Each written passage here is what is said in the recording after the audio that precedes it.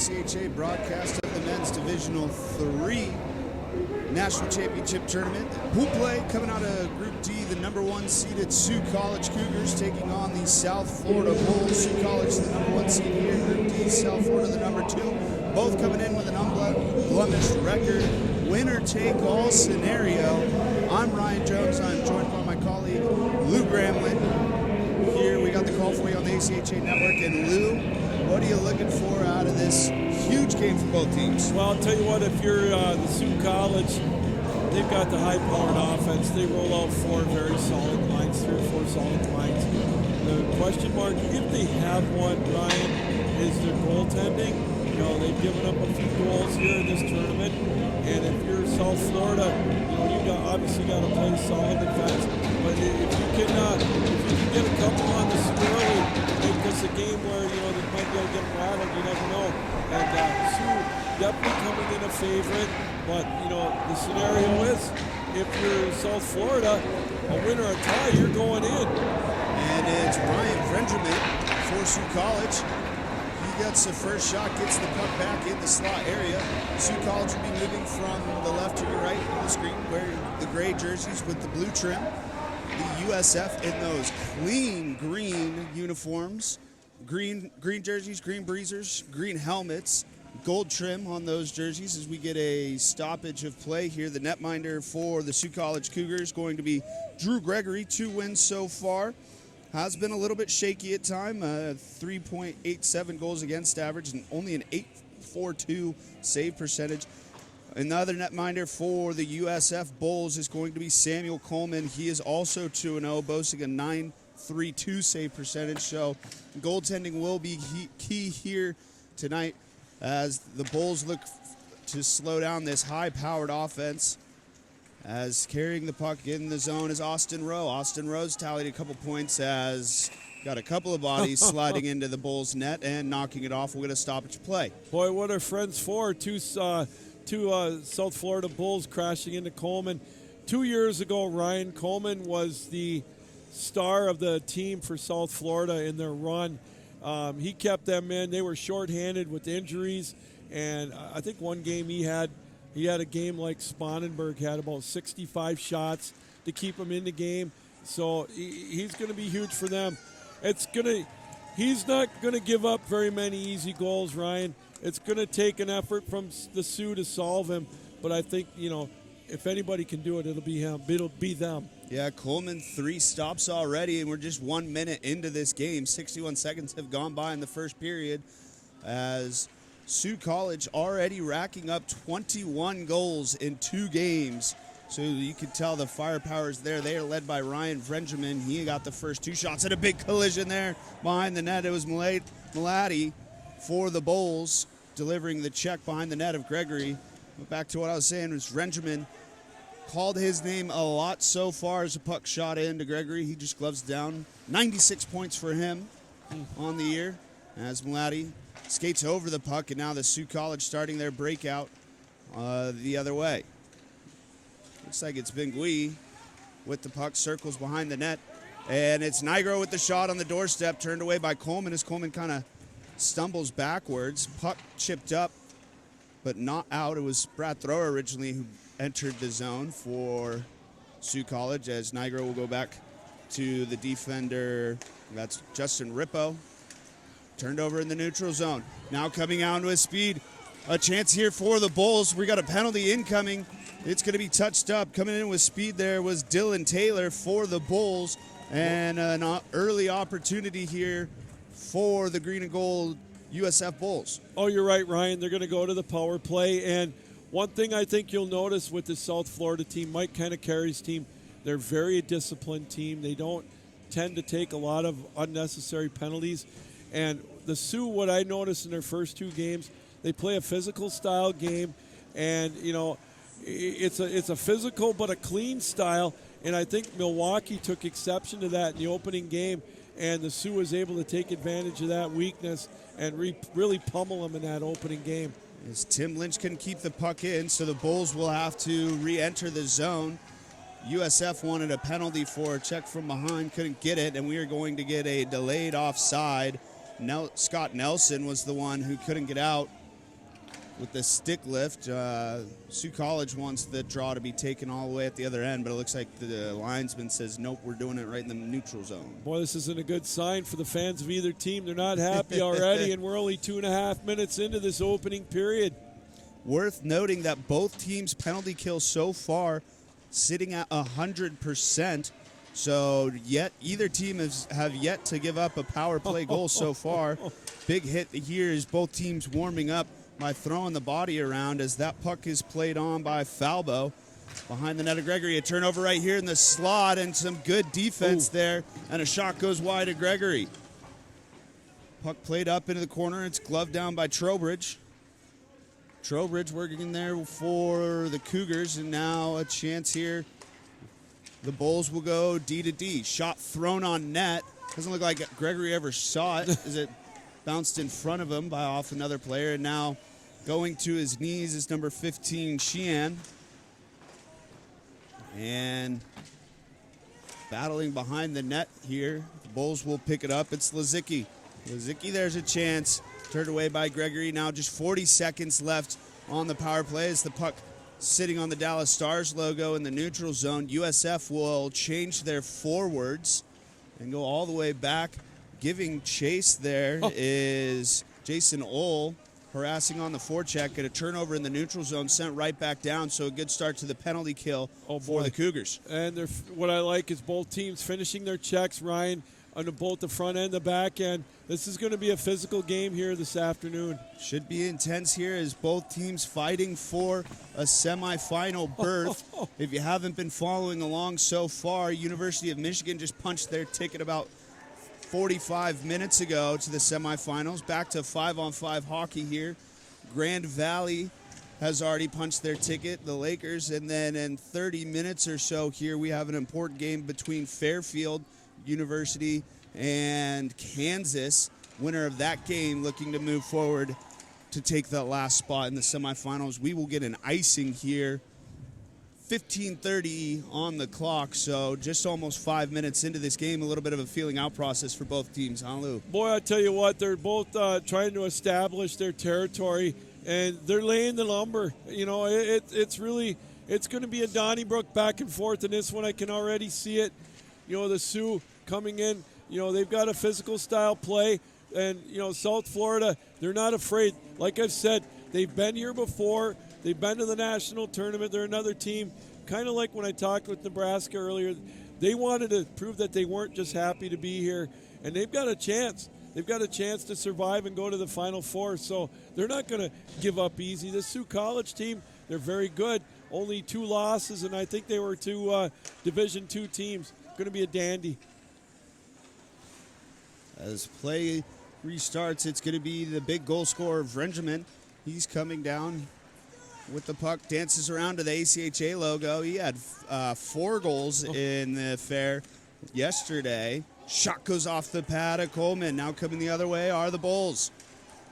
Skating up for is Taylor. Taylor's shot just past the catching glove and wide of Gregory. And a turnover here. Numbers coming back the other way for the Cougars. Dancing around there. Centering try goes just wide. And the Cougars now applying pressure. Ryan, you're seeing that speed that the Sioux can flash coming down that latest drive.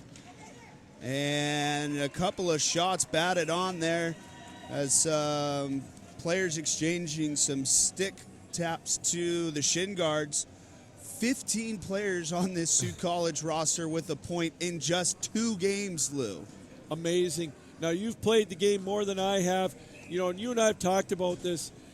The retaliatory stuff, you got to stay away from that with a high-powered team. On paper with the records, you'd think that the Sioux is a heavy favorite, but the farther this game goes and the closer it is, obviously, the more that tends to favor South Florida.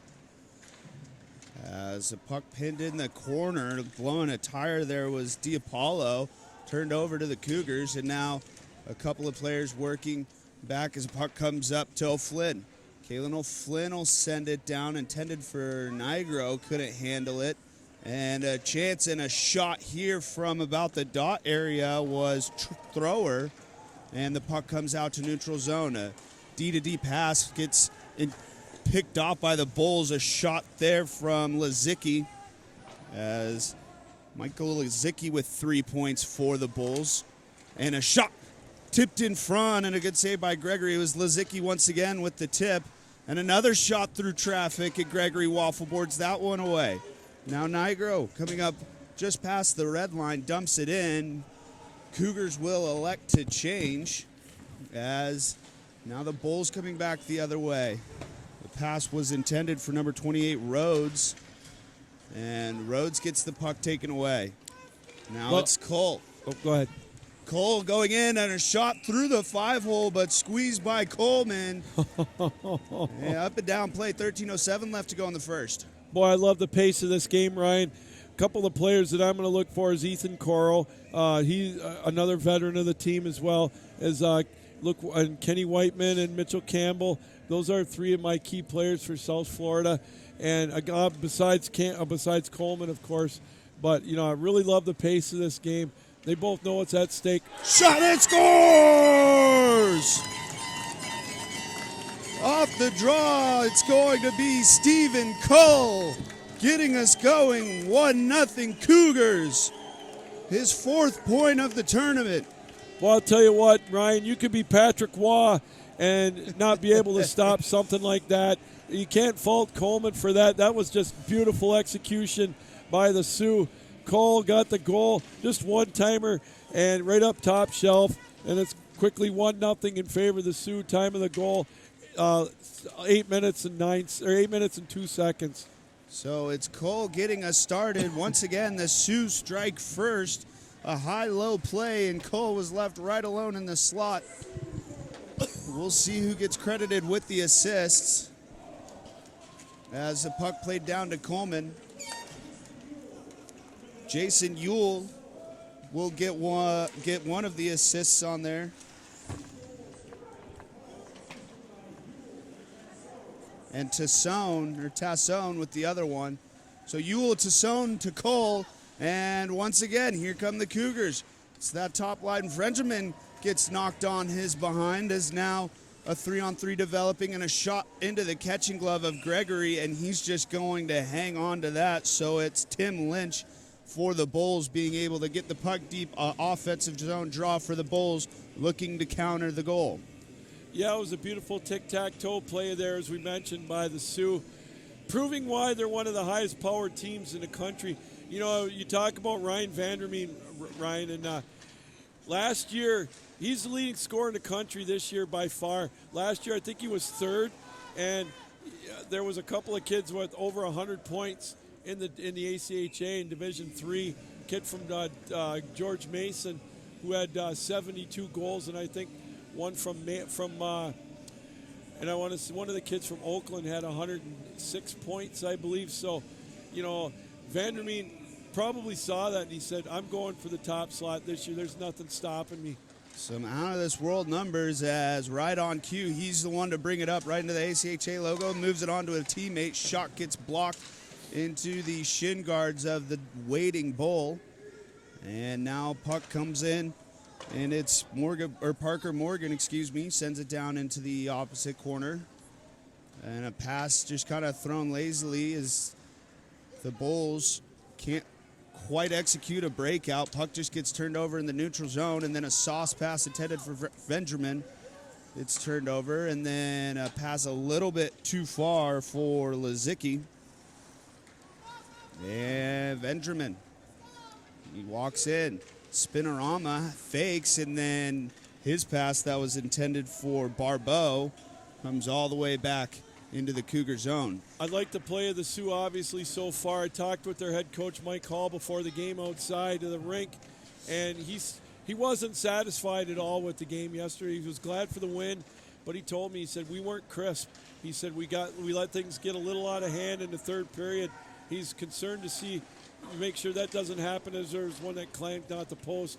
So he said, look for a little better 60-minute effort. And we are going to get a stoppage of play. It's going to be a hooking on the Bulls. We will see who the culprit is. It was Trowbridge for the Cougars breaking it out of their defensive zone. And it looks like it's going to be Kenny Waitman, the one that was trying to slow down Trowbridge as he entered the neutral zone, just got the stick up and around the armpit area. 10:36 left to go as the Sioux College Cougars looking to add on another goal on the power play. Last game they scored 12 goals, a couple of them coming on the peeper, as they bested the Ramapo Roadrunners. Yeah, that's if you're South Florida right now, Ryan, you got to you just got to bear down on the special teams on the penalty kill, survive this power play, pick up the momentum back and get a little bit of the edge back in the other zone, create some chances and put some traffic in front of the Sioux net. Kalen O'Flynn was working with the puck and then passed over to Thrower. Throw to Flynn. In the middle there, a backhanded chance by Nigro, and then a shot blasted there, a good save. It was Brad Thrower with the slap shot from the dot, and Coleman in good position to get the stop. 10 minutes even to go left in the first period, 1:24 left on the power play. I think that first shot may have clanked off the crossbar after it hit the goaltender. So, again, the South Florida really got to bear down with the defensive play here on the penalty kill. It's sent up to Thrower. Moves it down and pass right there in the middle. It was Nigro's shot gets blocked as a couple of bodies going into the corner, and a nice play by the Bulls. Penalty kill to get that deep right off the Dallas Stars logo and behind the net of Gregory, where O'Flynn will start the breakout. Cougars moving up into the zone. It was Frenjamin who gets the puck turned over in a shorthanded chance. Shot by Gregory, looking for the 5-hole there. It was Nick Walters created the turnover, and there looked like there was a slight opening between the legs there of Gregory. We almost had a tie game. Well, we sure did, Ryan. That was a beautiful play by South Florida, taking advantage of it. You know, maybe kind of cheating just a hair, but you know what, it paid off, and maybe that's something they can do, kind of like what Grand Valley did in the opening game when all the momentum was on the side of Central Florida, and they got the shorthanded goal to turn the momentum around, and they ended up getting the win. Alex Rhodes initially won the faceoff for the Bulls, but quite easily the Cougars now setting up offense. Fake slap shot there, and into the 5-hole of Coleman. Kind of reaches back to make sure that one didn't squeak through. It was a nice shot there from Andrew Barbeau. We almost had a 2-1 game through the legs of Coleman on the other end. Boy, we sure did. That was a nice play that time by the Sioux, creating a little bit of traffic in front of the net, but still not enough where Coleman was able to get a clear view of the lane and able to get that through his wickets and hang on for dear life.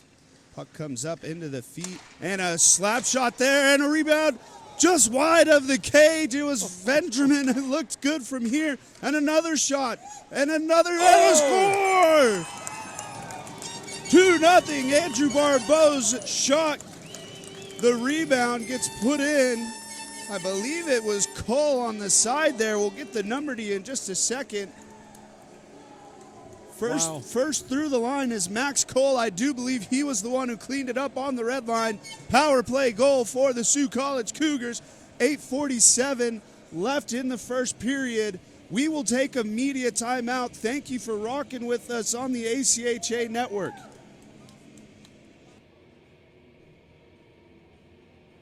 The 2019 ACHA National Championships are brought to you by Aries Sportswear, official merchandise partner of the ACHA. Howie's Hockey Tape, the official tape provider of the ACHA. And the City of Frisco.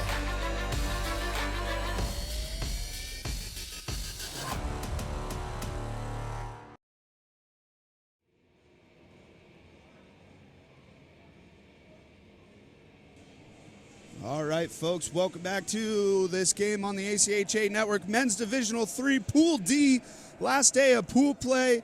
Winner take all. 2-0 Sioux College Cougars versus the South Florida Bulls. Ryan Jones with Lou Gramlin on the call. You just saw a Sioux power play goal. It was Max Cole, number 23. He gets his 7th point in this tournament as Sioux College extends their lead 2-0, 8:35 left on the first period. And Lou, it feels very similar to these other Sioux College games so far. Lots of scoring early for Sioux, and they've been in control of the puck almost seemingly all period. Boy, I'll tell you, they're showing the patience and control. You know, like I said, when I talked to Mike Hall, he said he wanted to keep the discipline down, and they got a little, nothing dirty, but just they lost their edge a little bit, and it looks like they took his message to heart. as they're really on their A game right now. They play like this, Ryan, the rest of the tournament, they're going to be very tough to beat. O'Flynn now takes a look, sends it down, and O'Flynn a blast from the point. Good screen in front there, and a nice save by Coleman.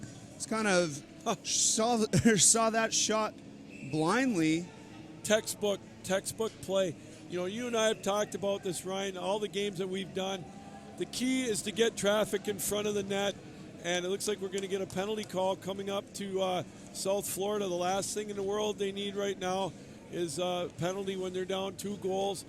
We talked about that too. Stick away from the unnecessary stuff, as it looks like the captain is getting an explanation for South Florida, that being Kenny Whiteman. So, as I mentioned, the Sioux, really the precision right now that they're showing, very fun to watch.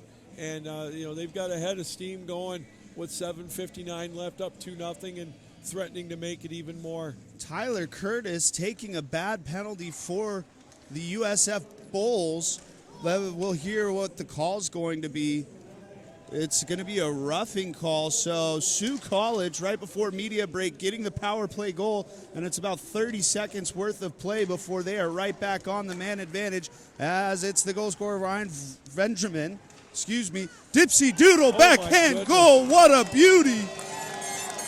And this one started to get on the verge. It could get ugly here. 3-0 Sioux College. Boy, there's a reason why he's the top point getter in the country.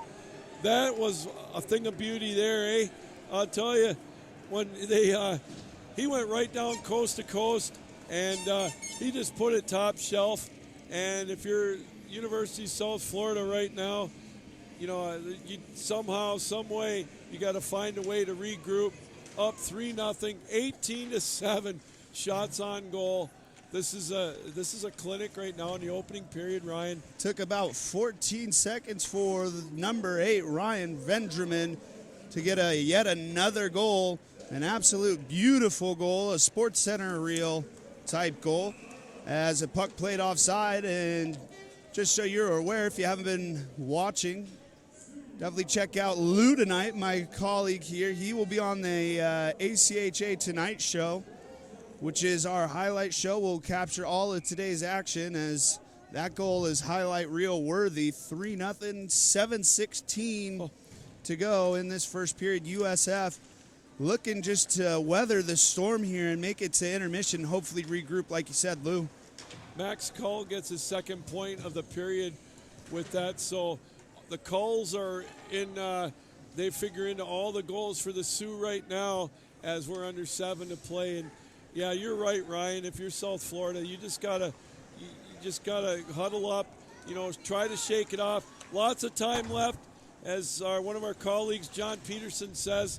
It's the worst lead in hockey, so let's hope, if you're a South Florida fan, you can take heed of that and try to cut into that lead. A 2-on-1 developing. USF's going to take another penalty, but first, a chance here, softly played on goal, and not exactly what you want. Just over about 60 seconds worth of play.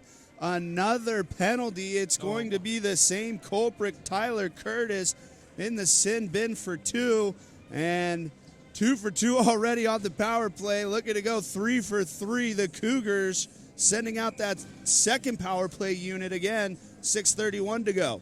Ryan, it looked like the first 8 to 10 minutes that South Florida had an answer speed-wise, and but now you can tell it's like they turned on another jet, or another gear, if you will. And the Sioux now, just really running, running their plan to perfection, as there's another rush and held on to for a face-off deep in the South Florida end. But what can you say? The Sioux team, they are for real, as they're almost flexing their muscles now. 6:17 to go in the opening period, up 3-0.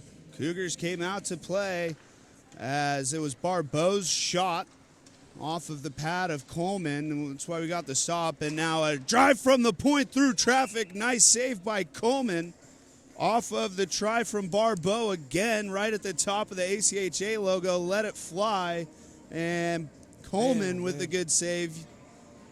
Sioux College must have heard that Michigan put 28 shots on Fordham in the third period the other day, and they want to try to beat that, as they've got 19 in already on South Florida. The only difference in this one is South Florida now starting to take some unnecessary penalties. The last thing you need to try to get back into this one. That's Barbeau's third shot of the shift. It will go wide of Gregory as Vendramin now kind of circles around, evaluates his options, opens up to hips and fires one on goal, looking for a redirect. It goes wide as Sioux College picks it up and dancing into the slot, a pass, trying to kick it to the front of his stick. It was Austin Rowe, and now Rowe behind the net. Rowe moves the puck up, comes back up to Barbeau. Barbeau thinks about it, passes back down to Max Cull. The two Cole brothers combining for 12 points so far for this Sioux College Cougars. Like I said, it's point night for everybody whenever Sioux College is playing.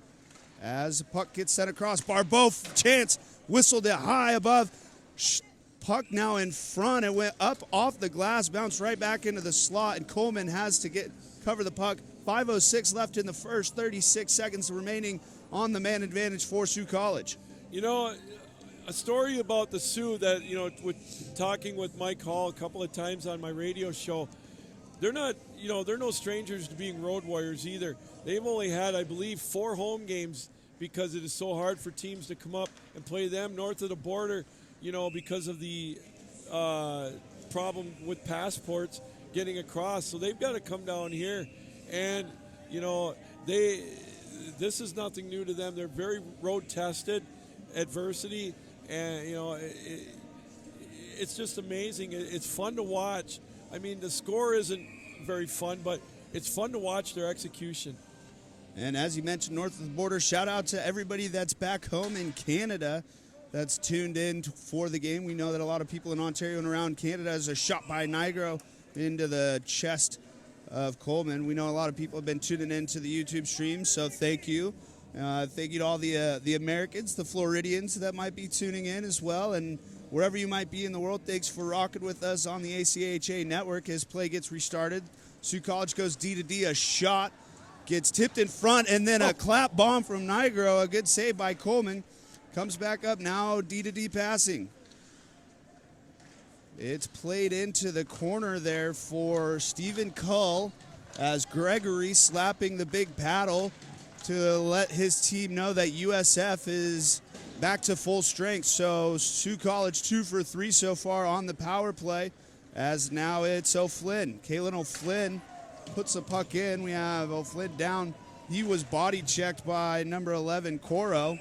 And we have a penalty coming up. It looks like this one's going to be on Sioux College. Well, this will be the chance for South Florida. 4:12 to go in the opening period.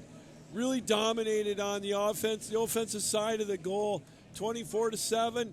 You got a chance to, if you can get one here, Ryan. We've seen it plenty of times. You get down to 3-1. If it's 3-1 after 20 minutes, it's a whole different ball game. Then maybe you can get the Sioux rattled a little bit, get their goaltender rattled, because you and I have always talked about this too. The longer they play, the more they block, the more confidence the goaltenders get. And so let's see what their power play can do. So the Bulls set up their first power play unit right now. Their second opportunity of the game, Nick Nigro, who has having himself quite the tournament, sitting in the box for the Cougars. He already has 6 points so far entering this game. 3:51 left in the period. This 3-0 game. The Bulls looking on something, anything to start momentum, as the linesman had to duck out of the way as the Bulls get the puck in deep. Puck kind of taking a weird carrying off the boards and kept in by the Bulls. It looked like Sioux College had numbers going the other way as the entire team says, whoa, as it was slapped up into their bench. So defensive zone draw for Sioux College. And they are not allowed to change. They're the ones who threw the puck out of play. USF will opt for 5 new guys in green. It's funny, as we talked about a weakness of the Sioux College team, if they had any, and it might be the defensive side goaltending, and I'm not trying to, be negative, but when you've got such a high-powered team that they've had, it's going to overshadow your defensive play and, the goaltending. You saw the game. They gave up a few goals. So that's something that they've got to work on, and maybe that's something that South Florida, if they can get some offensive chances, maybe they can put it past them. As a shot in there, it was Lazicki with the try. A nice save by Gregory, but you're right. Very hard to nitpick anything on this Sioux College team. Goaltending has been a little bit shaky, but one thing that hasn't been so far in this tournament, still 100% so far on the penalty kill. These guys are able to get the puck 200 feet deep. We reset D-to-D shot, and a nice play there. Some tic-tac-toe passing. It was McKev with a chance in front, and a shot redirected right across the goal frame and into the corner. So the Bulls looking good with this offensive opportunity with the extra man. 35 seconds left to go in the man advantage. Played behind Gregory. Chance there goes through the slot and brought back out. And a centering try. That one's just going to get rimmed around. Nice job by the Bulls defense keeping that puck in. Shot pad saved by Gregory. Now the Bulls trying to close that shot gap. Pass through the slot. Another pass. Oh!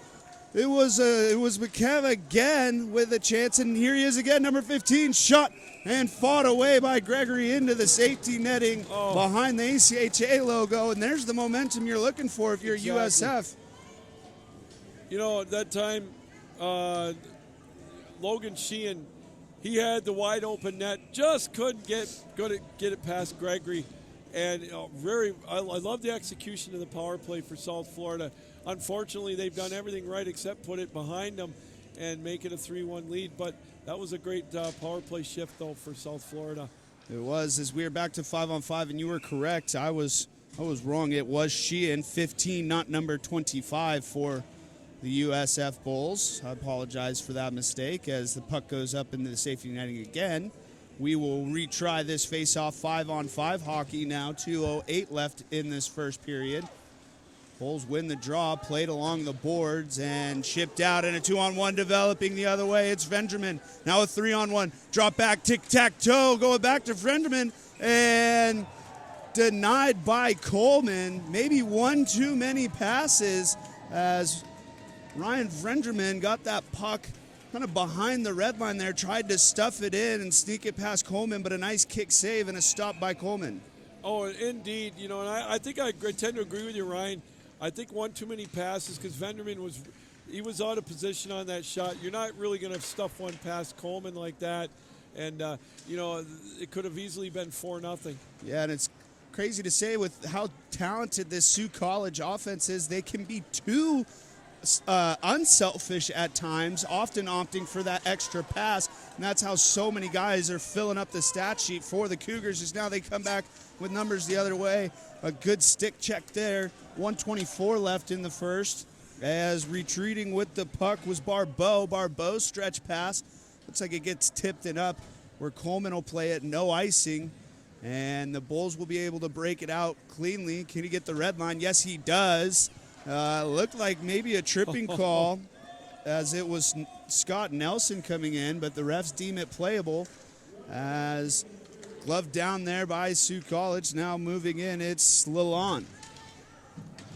Lalonde delivering the big hit on offense. A nice walk move there, and two nice moves to the oohs and ahs and the delight of South Florida fans. Now another third move as it was number 23, Mitchell Campbell, said, hey, I could do it all myself.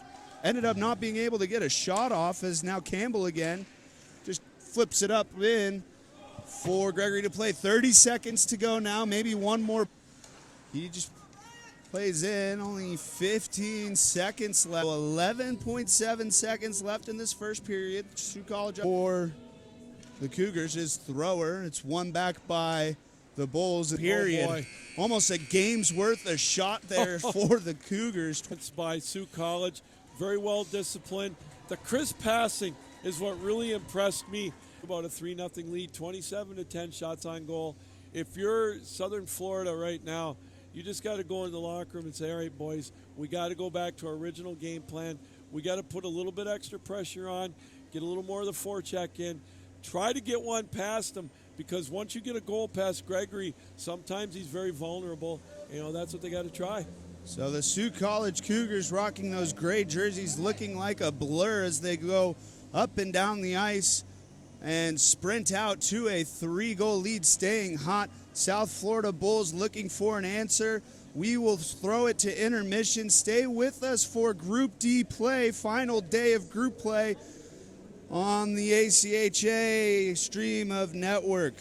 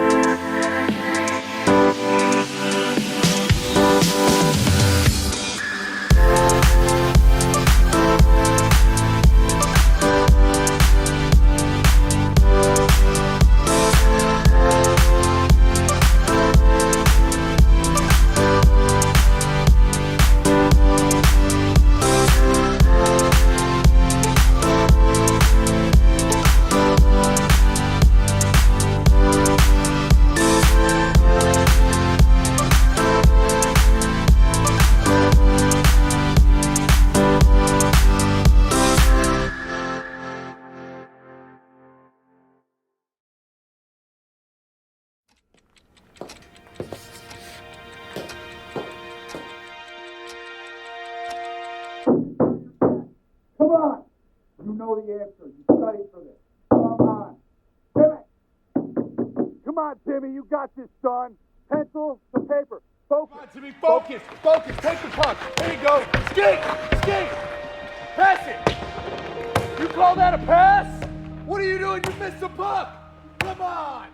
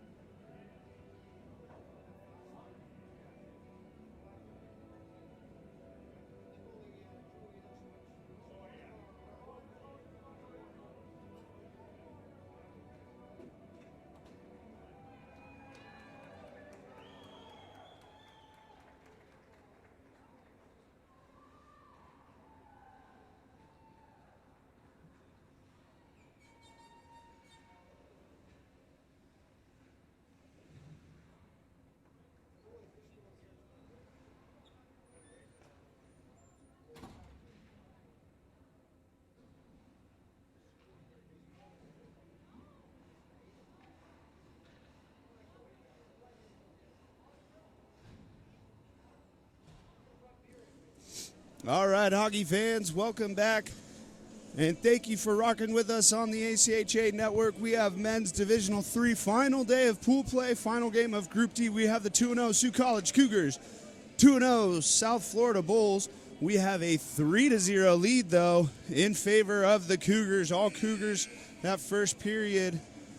What kind of adjustments do you think we will see out of the Bulls trying to slow down this offensive firepower from Sioux College? Well, I like to use a term that you used a couple of times in the broadcast, Ryan, is, they're going to have to start making some stretch passes pretty quick. They're going to have to start taking some chances. They're down 3 goals. They got to get a little more pressure in the offensive zone, play back to their own style of hockey. I think the Sioux took them out of it about halfway through the period, Ryan, and they haven't been able to recover. It's just been an onslaught. As we reset play, once again, Sioux College in the gray uniforms. They will now be moving right to left as USF moving left to right as they are the ones trying to break it out. Puck's in the neutral zone. A couple players holding hands as they go through.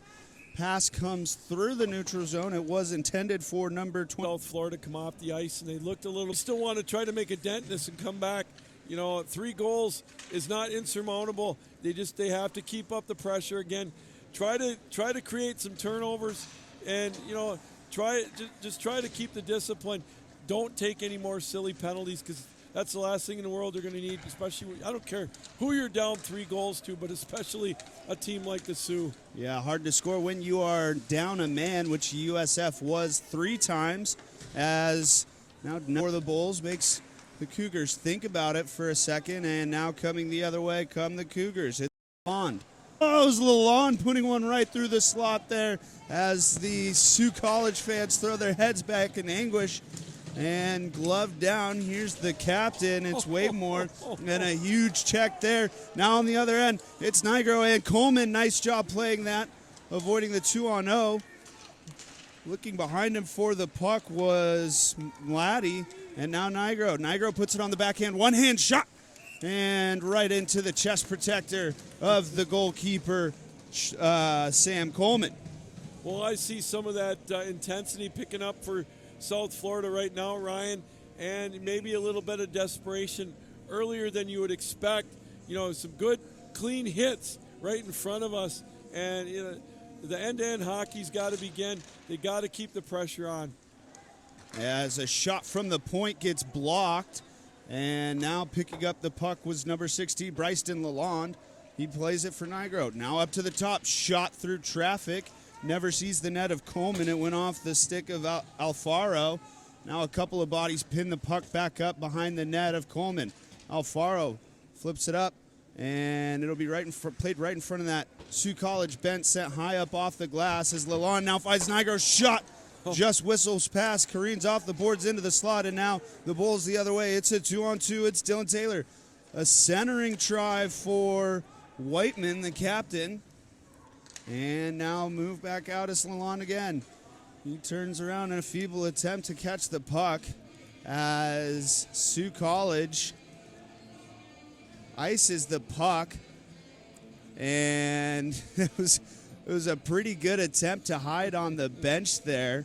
But being called out, it looks like it's Andrew Barbeau. Or no, excuse me, that's Jamie Kimzol. I saw him come off the bench. He immediately hid. Coach put on his best poker face as we're going to get another icing here. So once again, Sioux College prevented from changing. We will do it again.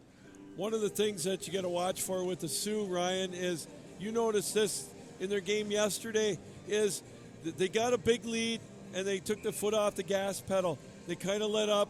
Next thing you know, they gave up a couple of goals. I don't know if it's I don't think it's fatigue. I just think they kind of get disinterested or just out of their game plan.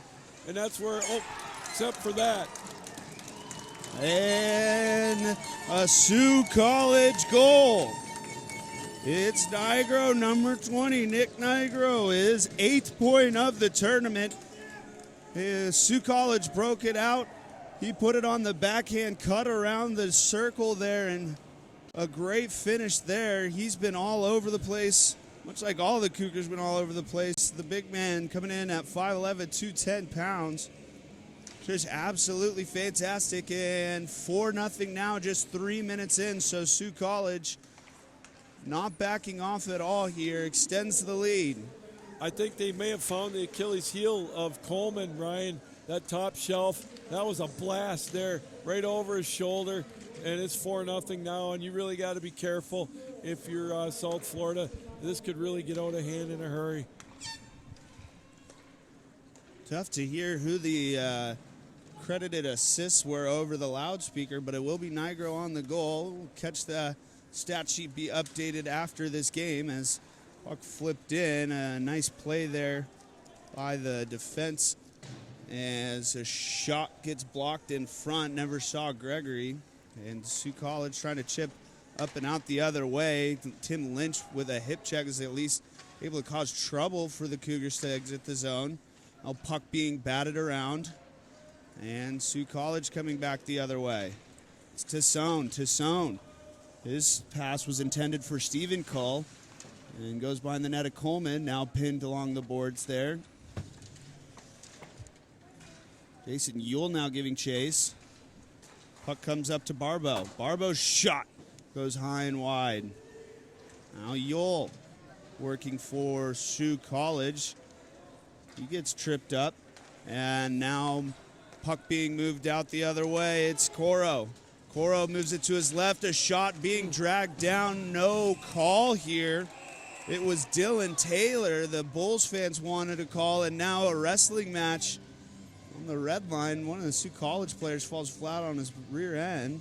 Well, one of the South Florida Bull there, I think it was Coro after the whistle. Well, no, it was not Coro. They took an exception, or he put a little extra jab in on the goaltender for the Sioux, and the Cougars took exception to that. And, you know, you see that after every play. It's nothing unusual. They're just defending their goaltender. You know, I don't blame them for the, you know, nothing really out of hand. It's Mitchell Campbell with the extra poke check for the Bulls. And now a chance here for Sioux College looking to get in the offensive zone. It was Lewis, I believe, who got checked. It was. And sent back down to Lewis. Lewis fighting off a couple of Bulls player. Nice feet centering pass there, but turned over and now batted around the neutral zone. Bulls will retreat for a second, and once again another neutral zone turnover, and back the other way come the Cougars. It's Parker Morgan.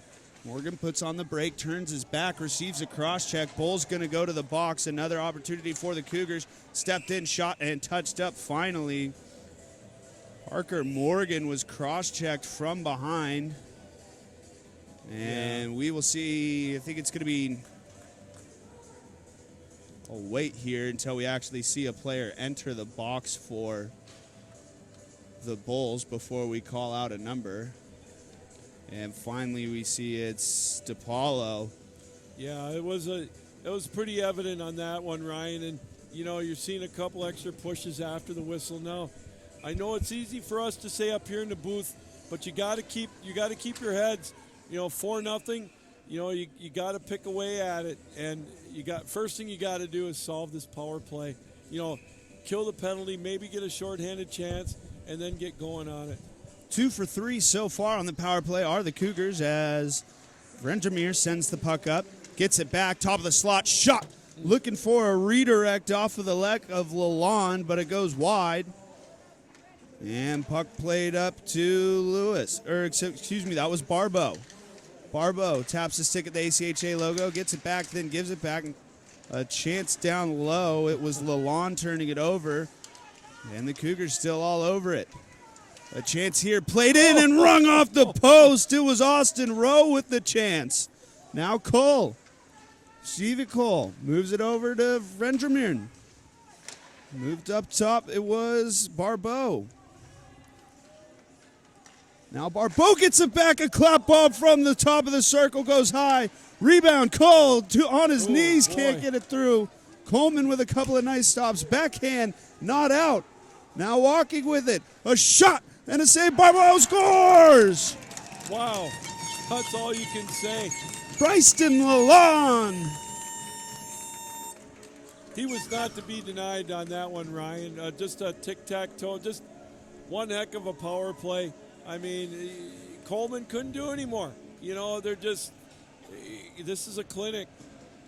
5-0 Sioux College Cougars, and this is on the verge of getting ugly. Shots 33-15. That goal, 13:38 left in the period, coming in at 7:22 here. And wow, all Sioux College so far. Oh, no doubt about it. No, that's, again, if you're South Florida, just try to keep your head, try to somehow gain possession, gain a little bit of momentum, just like this opportunity here. And a chance here, moving in on Gregory, and blowing a tire is Campbell. And Campbell a little bit slow to get up as Coro now working in the corner. And a 2-on-2 chance. It's Tassone. Tassone has a lot of speed.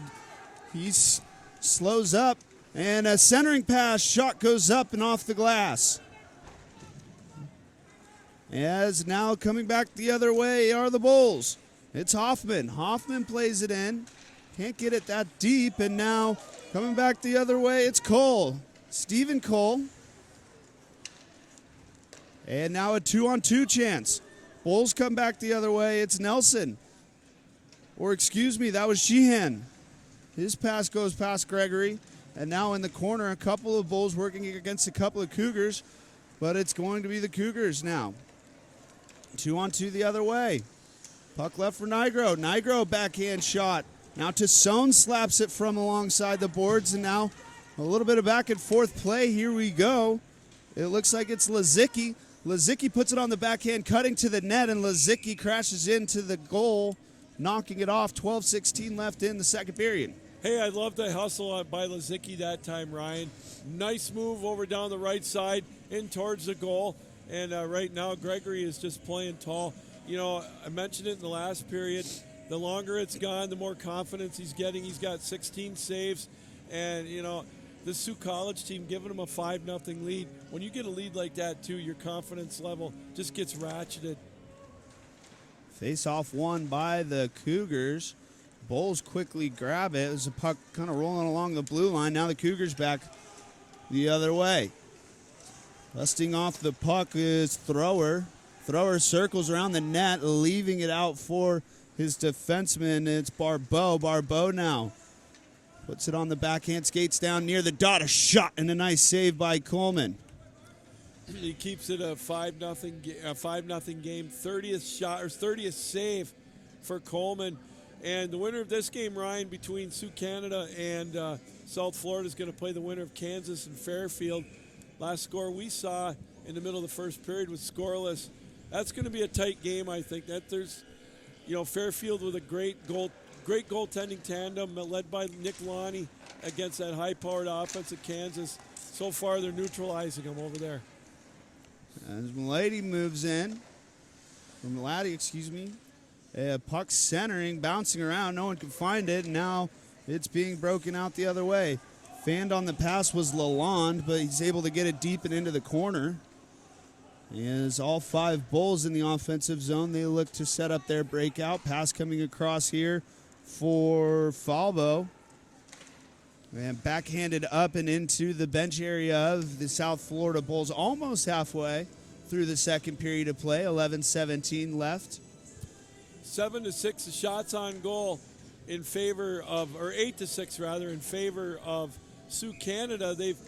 The shots are even, but I think the chances still are in favor of Sioux Canada. And the power play again really been the Achilles heel, the penalty kill, I should say, for South Florida as they find themselves down now 5 goals. Puck dug out of the corner there. It'll be O'Flynn.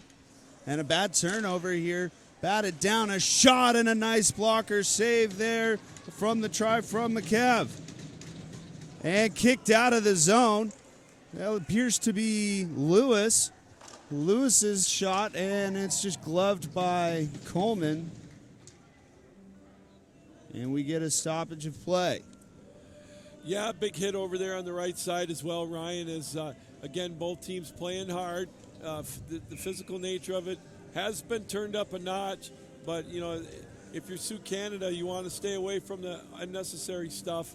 You know, with this big lead, you want to just keep it going, but keep it clean going into the semifinals. Right, we saw that today with Michigan. What we asked that similar question is, with the large lead and a chance that you're playing tomorrow in the semifinals, don't want to get injured, don't want to have a player get suspended. So it'll be interesting to see what kind of intensity we do get from Sioux College. You know, we see that a lot earlier this season with the games that are in the regular season. You get kids that, you get teams down 6, 7, 8 goals, and, you see the rough stuff happen and getting kicked out. But, the price you pay if you do that here is a lot more severe. And, you don't want to lose one of your best players to something that shouldn't have happened. We saw a couple of ejections in an earlier game against 2 0-2 teams this morning. But their seasons were clearly over. It's a blast from the point there. It was O'Flynn. But yeah, definitely want to make sure that all the Cougars are still in the lineup. We've seen so much firepower, so many Cougar players recording points so far in these first 2 games as they are just filling up the stat sheet right now. As it's number 10 to Sault battling, and a big hit there and a big cross check, and this is exactly what we're talking about. I can't believe he did that. That's...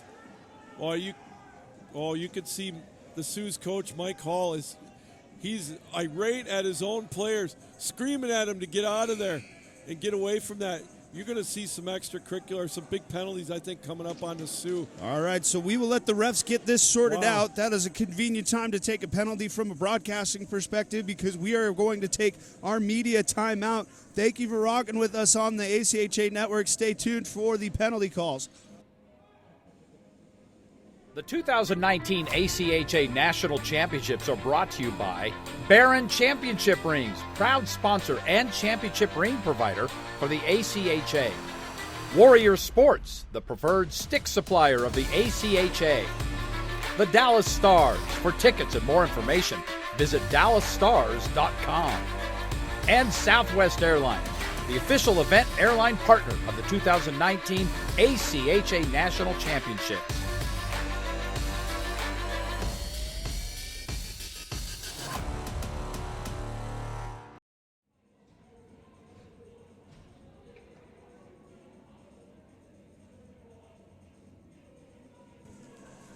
All right, hockey fans, welcome back to this men's D3 last day of pool play. 2 2-0 teams, one about to be 3-0, one about to be 2-1, as it's been all Sioux College Cougars.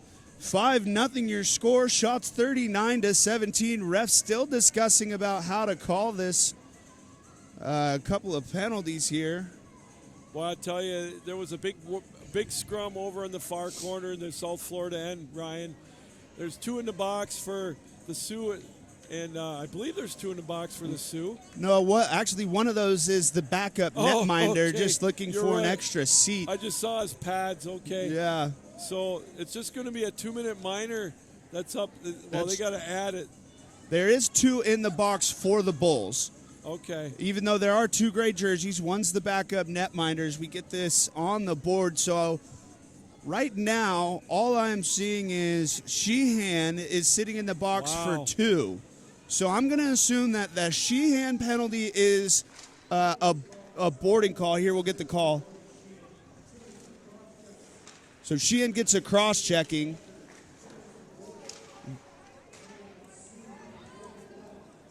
As we reset play. They haven't put the other penalty up for Sioux College. So it looks like we're going to get matching roughings. But there's 5-on-4 still. And, yeah, so it's Sheehan. He got the cross-check. Okay. So now that we're down to 132 in his penalty, that was a cross-check. And then it looks like we have matching roughing penalties. Okay. So 2, I believe they're minor penalties. They might be matching majors, but 5-on-4 nonetheless. I got to... Surprised that there wasn't a 5 thrown in there? I'm surprised that that's all the Sioux got. You know, with all due respect, that last play where the guy just came flying in there, from behind, that could have been a lot worse for the Sioux, and I think they may have gotten the benefit of that one. But, That's the stuff, and you can tell, again, Mike Hall, very upset with his players after that. We saw that in the first game, I think it was, Ryan. You did the call. I was on the camera. Oh, he was irate with his players, yanking them off the ice when they were doing the extra stuff. Yeah. You can't do that, and, it's – the referees are human. They'll remember that stuff, and, they start to look for things like that. And we just mentioned it right before the break. Don't take the stupid penalties on each side because getting goaded into something is just a lack of discipline. We got someone really hurt here, throwing down all of his gear. That's Austin Rowe. I think he got a stick up to the head or neck area. Either way, we'll keep an eye out on what happened there. He is clearly in a lot of pain, getting checked out by the trainer here. He's starting to shed his gear. Yeah, you can see the coaching staff over there with him. There's a lot of concern by Sioux College right now. Yeah, and it's they're all over there checking on him, but now they've still got the face-off. Yeah, this one's starting to get a little too chippy for my liking, Ryan. It's a shame. We got to kind of get this under control, or it could really get ugly fast. So Austin Rowe being checked out. We hope that he is okay. And it could have very well been. I'm sorry. It could have really been very well been inadvertent, but still, it certainly did look inadvertent from our angle. So, either way, though, seems to be in a lot of pain. We will try to get you an update as soon as we can. 40 seconds left on the man advantage for the Sioux College Cougars. 8:33 now left in the second as Stephen Cole gets us restarted here in the Sioux zone. Flynn will move it back to Thrower. Thrower's pass intended back to O'Flynn. And a good clearance there is now Bull limping to the bench. It's number 27, Lazicki, a key player for them. And, wow. and some incidental contact. Play's getting a little bit kind of weird here, honestly. I don't know whether I'm trying to search for a better word, but just some plays kind of away from the puck. Yeah, go ahead. No, you're fine. I'm just saying I'm right there with you. It's both teams really starting to take some liberties here, and you can only take so much on either side, and things have got to be calmed down on both ends. We don't want this to turn into something really ugly. That is very correct. Is now Nigro. Chance here, a shot and a sliding block there. A good defensive play was Hoffman. And now puck moved back out for the Bulls. It's going to be Laddie. Laddie shot.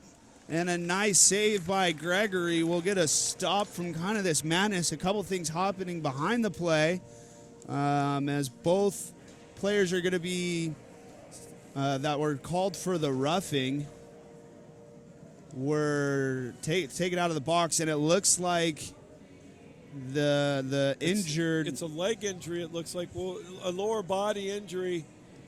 And he's in some serious pain. So, I mean, you don't want to see a head injury, but you can tell he's in some kind of pain as they're going to help him off to the ice. We're going to stoppage of play, and I hate to see that. We hope that he's going to be okay. Obviously he's in some serious pain right now. Yeah, Austin Rowe not able to put any weight on that right leg as his family thankfully looks like his family thankfully made the trip here from what I can only assume Canada up in Ontario, receives a standing ovation from the wonderful Sioux College crowd that has come out here. So our best wishes with Austin Rowe. Hopefully we see him tomorrow, clearly in a lot of pain. We will try to get an update when we can. Go ahead. One of the things I want to mention before you go back to the call is the South Florida kids on the ice, tapping the ice. Great show of sportsmanship. You hate to see anything like that happen. Like I say, inadvertent hit, and, he's definitely in some serious pain, with the lower body injury. Yeah, so unfortunately, Rowe's night appears to be done. We hope his tournament is not done. But like I said, too, a lot of these guys are a long way from home. Thankfully, the Sioux College crowd, traveling in a great deal here, a great number. We know a lot of you Sioux College people were watching at home. But thankfully, it's always nice when something like that happens. His family's here to comfort him. So once again, we'll end on the Rowe. We might touch on it at the end of the game. We'll go back to the game, but thoughts and prayers with Rowe as we reset here. Puck goes high up and off the glass as a play behind on his rear end is number 23, Max Cull. As now the puck played by Coleman. 6:37 left to go in this second period of play, and a huge hit here. Now the steamed clean. It looked like it was kind of from behind to Okoro, getting lit up by Thrower, and now puck turned back over. If by the Bulls, it was Taylor, or excuse me, it was Falbo. And puck off the glass. It'll be Falbo right at the Dallas Stars logo. He'll just bank it in behind the net. The Bulls touch up, and they start their forecheck. It's Walters. And I think we're going to get a tripping call or something coming up on Sioux Canada away from the play. It's an interference call. Okay. I want a little interesting side note just to change the subject for a split second. I happened to gander down by where the Sioux College kid went off the ice, and I saw the Fairfield head coach checking the action out. This is just pure speculation.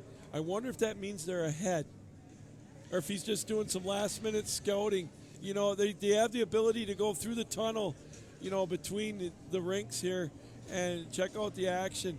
And he's over there. I saw him over there doing some texting at that, in between periods. Very well could be. Just adding a little plot twist, So it's going to be Polchino sitting in the box for interference. 5-0 your lead, 5:45. So maybe a chance for the Bulls here in the last 5 minutes to get on the board at least. Pass through the slot. And not reaching the intended target was Waitman, the captain. Puck cleared out, but only towards the neutral zone as Waitman now standing on the blue line, brings it in, rims it around the board for Campbell. And puck flipped up high into the rafters here into the low setting at the Children's Health Star Center in Plano, Texas. And we'll get an offensive zone draw for the Bulls. Yeah, we won't have to worry about that tomorrow down at the Comerica Center with the higher ceiling. Obviously, it's going to be that's a beautiful facility. We're really looking forward to bringing you the semifinals and finals down there tomorrow. The exact time, still not sure. We'll have that for you tonight at 11:30 with the ACHA tonight, Central Time. A complete wrap-up of the D3 action here on day 3, along with the women's D1 and D2. And there's a goal. So the Bulls break the scoreless streak. It was... We'll get you a number here in just a second. A nice tic-tac-toe play. Mitchell Campbell going to get the goal. It was fed from Falbo. And it is now 5-1 power play goal for the Bulls. So maybe something to build off of here. Yeah, time of the goal on that one on the power play, 14:55. So the Bulls get on the board, cut it to 5-1. So hey, that's something they need. Get a little bit of momentum, and a big hit, questionable hit that time, right in front of the penalty box. It's some more roughhousing going in front of the net of Gregory. Gregory no longer perfect on the night, and we got a game misconduct. We're getting someone tossed. Oh boy, we'll see who this is.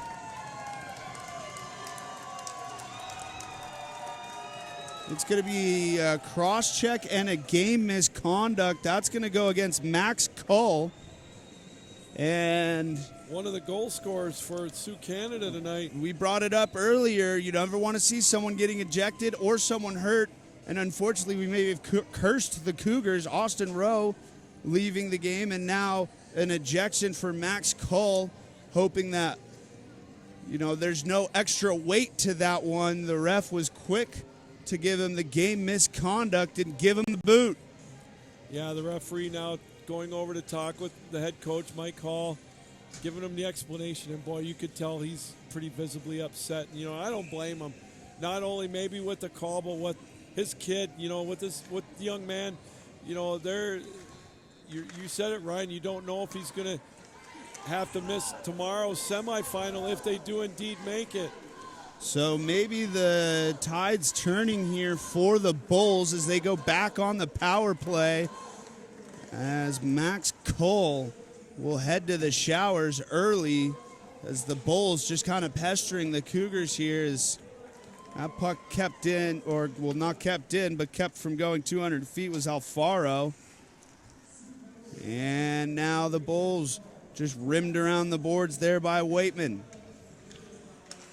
Now back to him, shot blocked in front. It was two 22s going at it. Kenny Waitman's shot being blocked. Boy, that's going to be a big loss for the Sioux. If you're a Cougars fan, you just hope that he's... And a big hit here. Oh, my. Another penalty for Sioux College. I just don't get it. As this game kind of slightly turning into a little bit of a gong show. Yeah. Lots of penalties here. It's going to be Brad Thrower. He'll sit for two, as that the penalty box area getting a little bit crowded with lots of gray jerseys in there. Boy, oh boy. Now the backup goalie being escorted, so there's some cheek room for the bench there. So we have three people in the Sioux College box. I didn't see what the call was there, possibly a boarding. That's what I'm thinking. You've got the one man serving the 10-minute misconduct. It's going to be a cross check. Either way, both minor penalties. So 5-on-3 chance now for the Bulls, but started off nicely by Sioux College. 48 seconds in the 5-on-3, and then we'll have about 40 seconds or so of a 5-on-4 if the Bulls don't release a man from the box early by way of a goal. It's Nelson. Nelson circles around the net with time. Now cross-ice pass, a shot. Never saw it. Was Gregory, and a shot. And a wonderful save. Drew Gregory post to post and gets dapped up by the shooter, Dylan Taylor, giving him a little head pat there. Yeah.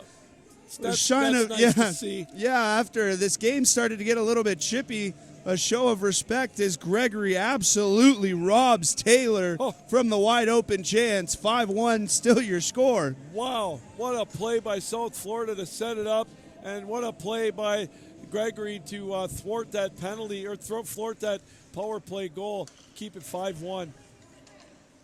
As UCF now, or excuse me, USF, I made that mistake last game, got dragged for it in the comments. That is a terrible mistake by myself. And another tripping call. Yep. And USF, it's going to be number 12, Jason Yule, excuse me. And touched up there. We will get an exchange of players here, as it was Bengui who was the one sitting the major penalty. He gets released from the box, but now it's going to be Jason Yule sitting, and 5-on-3 for 54 seconds for the Bulls. 2:52 remaining in this second period that has now been dragged out due to a lot of penalty calls. Well, I tell you what, Ryan, I understand that things happen, but boy, you think some of these penalties, that last one was not a smart one again. I'm kind of at a loss. The discipline has been lost. I know if your head coach Mike Hall, first of all, he wants to check on the players' health in the locker room. But boy, if the tongue lashing is going to come, I got a feeling. As Tim Lynch fires a shot, rebound. Oh my! And another great save by Gregory. Puck still loose. Back up to Lynch. And we're going to get a stoppage of play. The net's off. Drew Gregory doing everything he can to keep this a 4-goal game. Wow. You got the South Florida kids on the ice now, just shaking their head, looking up at the ceiling, saying, "What else can we do?" This goalie, Gregory is saving the bacon for the Sioux right now. It could very easily be 5-4. And the Bulls win the face-off. They'll look to establish in this cycle. Once again, 5-on-3, 29 seconds remaining in the 5-on-3 as Tim Lynch shot goes high, or is blocked, and now a chance the other way, flipped up and out of the zone, and now applying the forecheck is Kalen O'Flynn. Kalen O'Flynn, a big hit there as both players get wrapped up behind the net. And now a 3-on-1, a 4-on-1 if the Bulls hustle, but a 3-on-1 developing the other way. It's Campbell. Campbell walks in, sauce pass, just skips over the stick of Nick Walters. And a good clear for the Cougars. It'll be 5-on-4 now for 1 minute, 1:52 left in this second period. The Bulls racing back up the ice. It's Dylan Taylor. Taylor plays it on the backhand, will send it around the cage of Gregory, and up for number 20, Alfaro. Alfaro plays it back down. Now a centering chance. It's Waitman, and he gets knocked down. Another centering chance, and here come the Cougars the other way. Just flipped on into the middle. Now it's Brad Thrower. Thrower throws one on net up high, and we will get a stoppage of play. 31 seconds remaining in the USF power play. 1:23 left on the clock. Oh, and we're going to get another penalty. As he went by, he just tripped him. I don't get it. I just don't understand why he did it. So another 5-on-3 thrower sent to the sin bin. I mean, it was obvious. He tripped him. Was it embellished a little bit? It might be. It might have been embellished just a little bit. So we have. This is crazy. So it's going to be a roughing penalty on thrower. Still a 5-on-3 again for the Bulls. 31 seconds of that until it's Yule that will be released after that. And now a chance again for the Bulls going tic-tac-toe. D-to-D pass, shot. Ooh. A nice block in front, and to his knee was Kalen O'Flynn, I believe.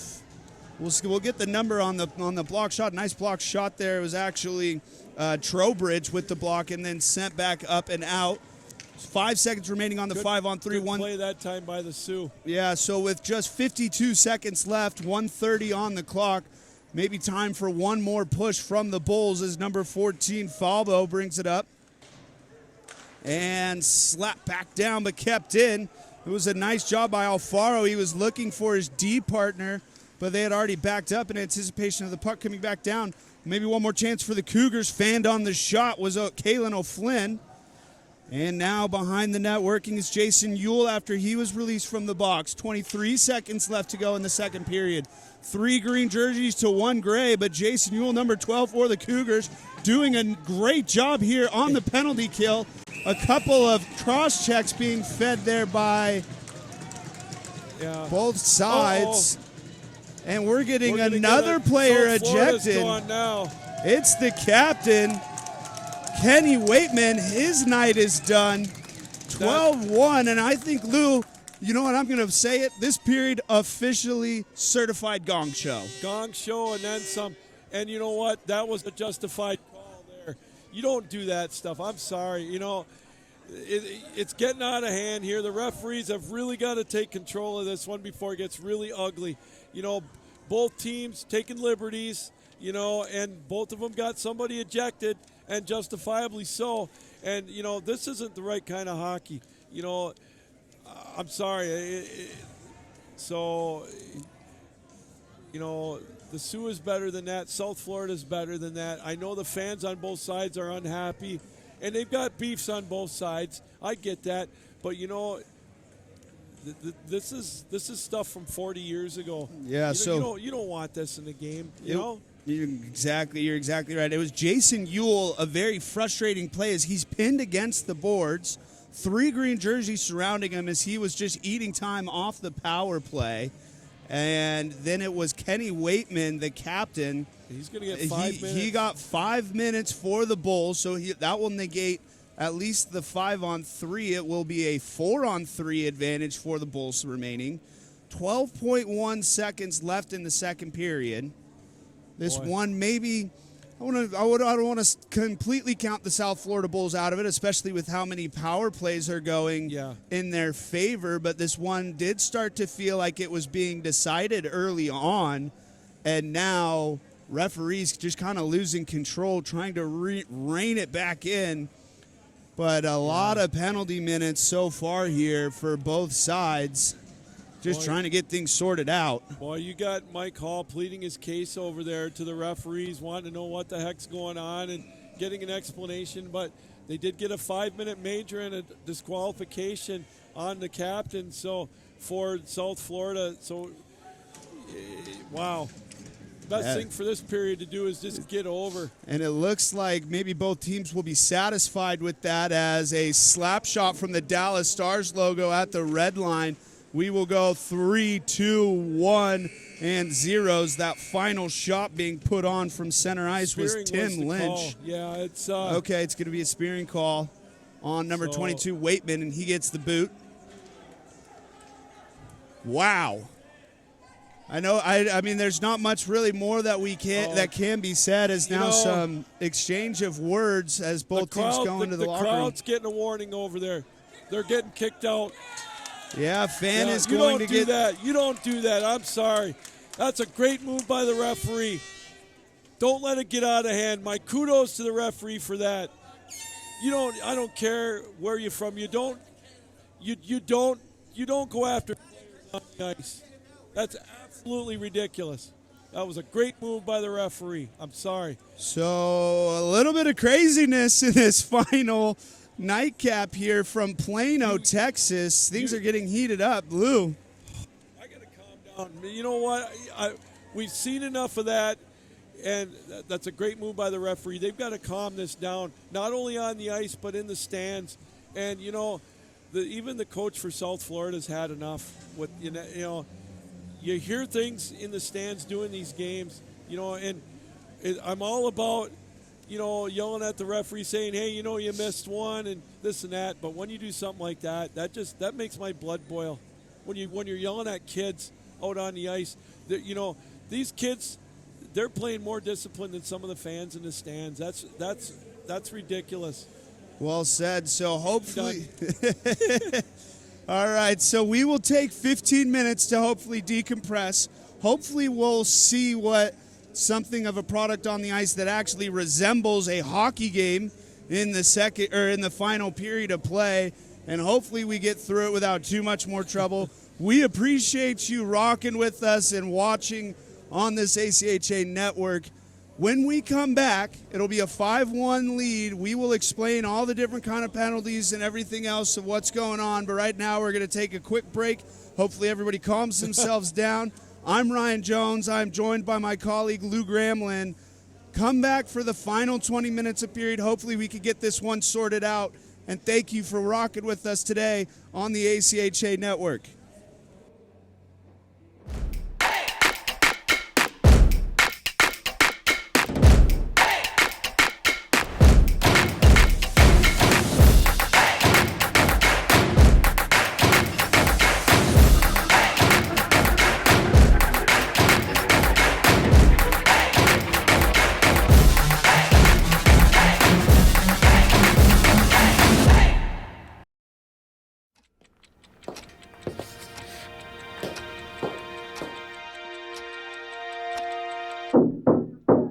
Come on! You know the answer. You studied for this. Come on. Timmy! Come on, Timmy. You got this, son. Pencil to paper. Focus. Come on, Timmy. Focus. Focus. Take the puck. There you go. Skate! Skate! Pass it! You call that a pass? What are you doing? You missed the puck! Come on! There are a lot of things you're gonna be. You already know it. You're gonna be strong, adventurous, caring, creative, protective. You're gonna be a hero, a fan, a giant, a wanderer, a leader. You're gonna be like a spark, tough, proud, elegant. But you already know what you're gonna be. You are going to be amazing. Find your amazing here. Welcome to the real you. Welcome to Sioux College.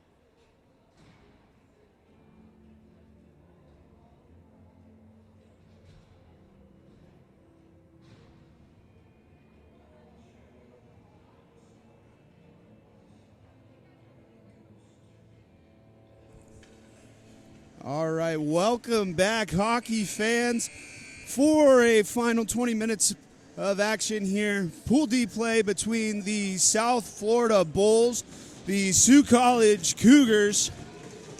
I'm Ryan Jones, joined by my colleague Lou Gramlin, and we said it, a little bit of a gong show to end that second period. Wow. Just to recap, right now we have a 4-on-3 in favor of the Bulls. That will expire in about 25 seconds here, unless they can score. We also have a 5-minute major for the Bulls as that starts to wind down. 4:25 for the Bulls and 1:25 there on Nigro's penalty.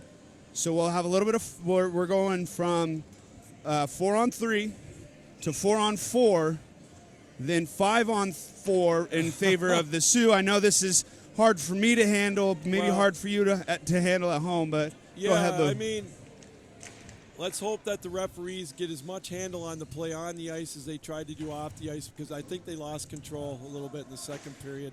There was a lot of extra stuff going on.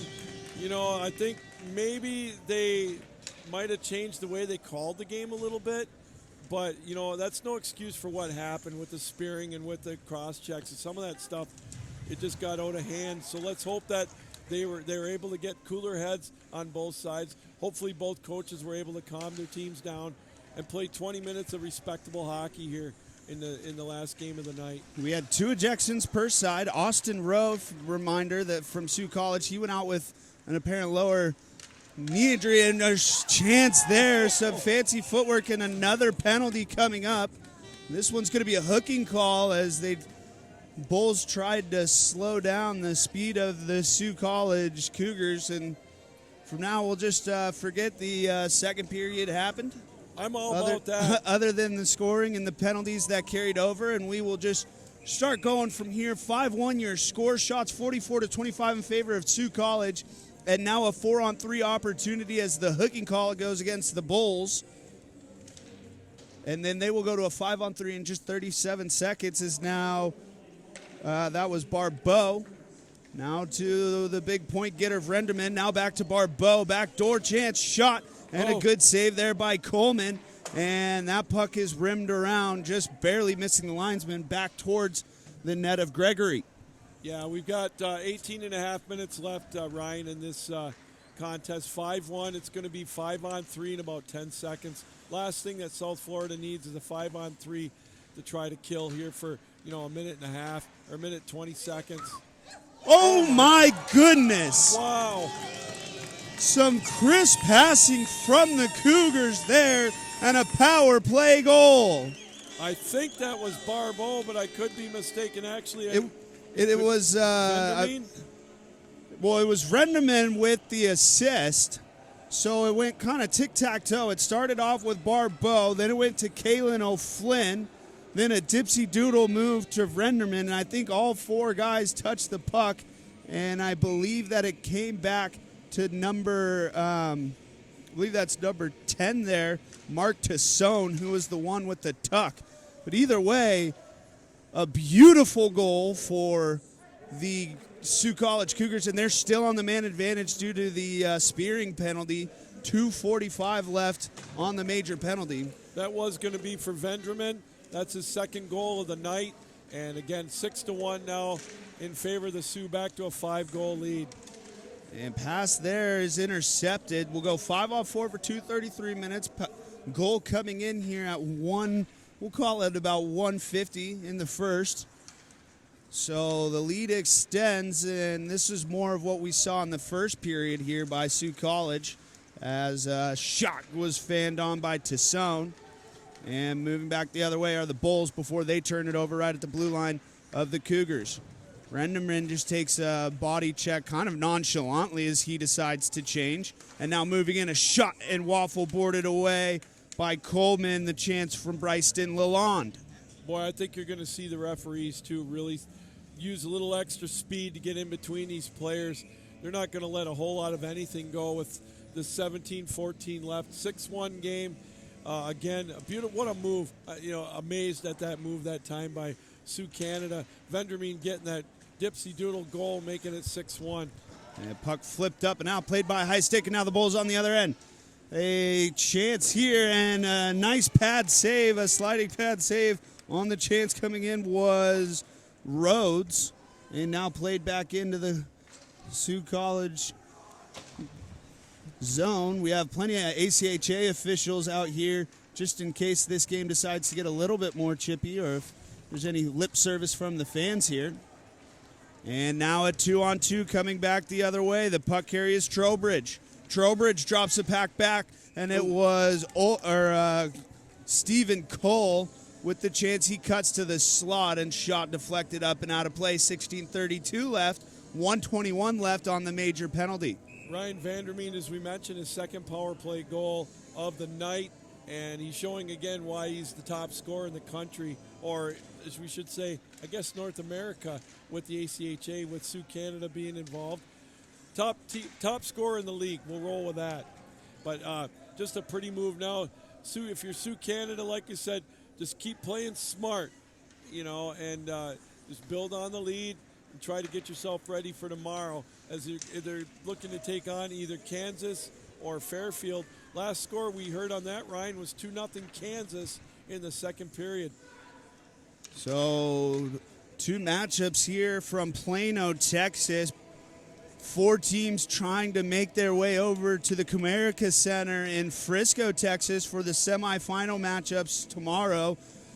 We'll say it does look like Sioux College has paved their path to a semifinal berth. And like you said, Kansas right now just about 20 minutes away or so from a semifinal berth. Now walking along and shot redirected. It was O'Flynn from the point.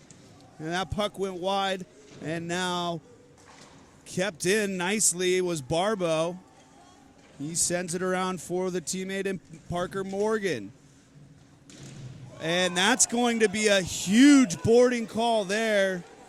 Unbelievable. As this, I just don't get it. I just don't get it.